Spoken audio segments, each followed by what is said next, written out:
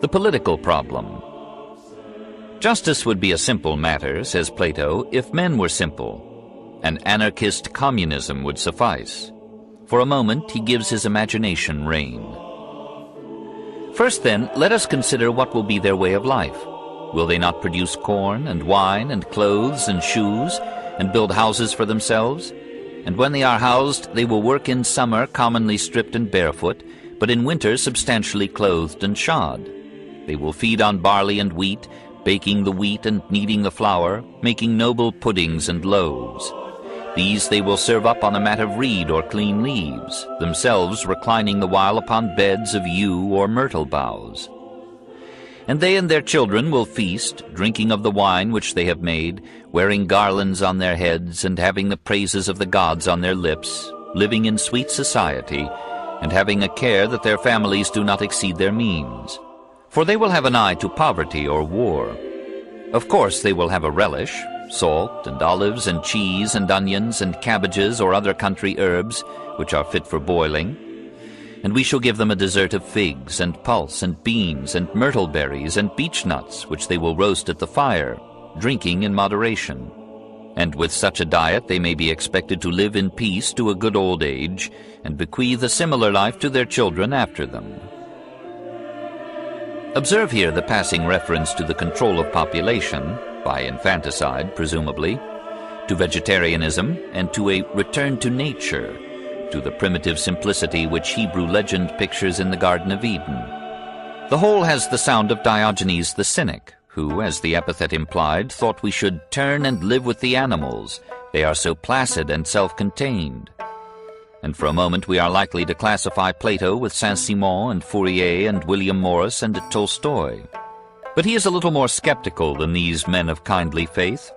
He passes quietly on to the question, why is it that such a simple paradise as he has described never comes? Why is it that these utopias never arrive upon the map? He answers, because of greed and luxury. Men are not content with a simple life. They are acquisitive, ambitious, competitive, and jealous. They soon tire of what they have and pine for what they have not. And they seldom desire anything unless it belongs to others. The result is the encroachment of one group upon the territory of another, the rivalry of groups for the resources of the soil, and then war. Trade and finance develop and bring new class divisions. Any ordinary city is in fact two cities, one the city of the poor, the other of the rich, each at war with the other. And in either division there are smaller ones. You would make a great mistake if you treated them as single states. A mercantile bourgeoisie arises, whose members seek social position through wealth and conspicuous consumption. They will spend large sums of money on their wives. These changes in the distribution of wealth produce political changes. As the wealth of the merchant overreaches that of the landowner, aristocracy gives way to a plutocratic oligarchy. Wealthy traders and bankers rule the state.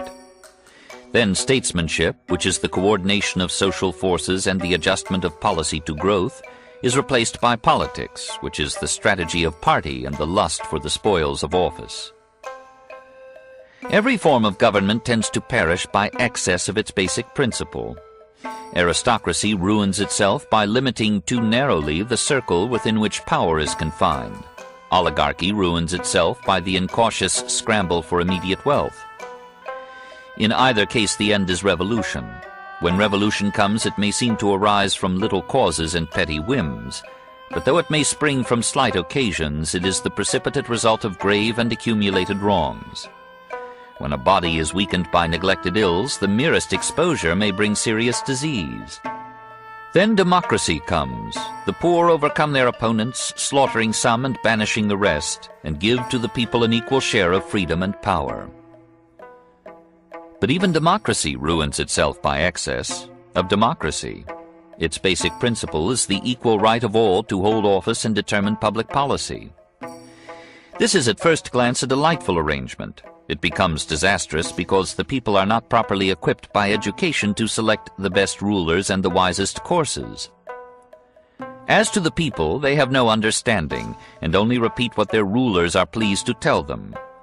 To get a doctrine accepted or rejected, it is only necessary to have it praised or ridiculed in a popular play. A hit, no doubt, at Aristophanes, whose comedies attacked almost every new idea. Mob rule is a rough sea for the ship of state to ride. Every wind of oratory stirs up the waters and deflects the course. The upshot of such a democracy is tyranny or autocracy.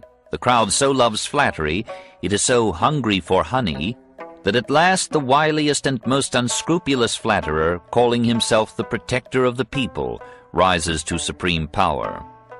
Consider the history of Rome. The more Plato thinks of it, the more astounded he is at the folly of leaving to mob caprice and gullibility the selection of political officials, not to speak of leaving it to those shady and wealth-serving strategists who pull the oligarchic wires behind the democratic stage.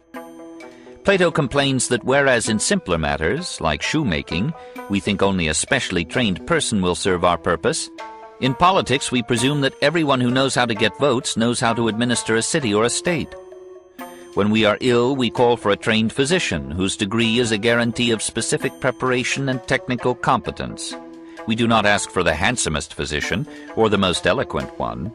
Well then, when the whole state is ill, should we not look for the service and guidance of the wisest and the best?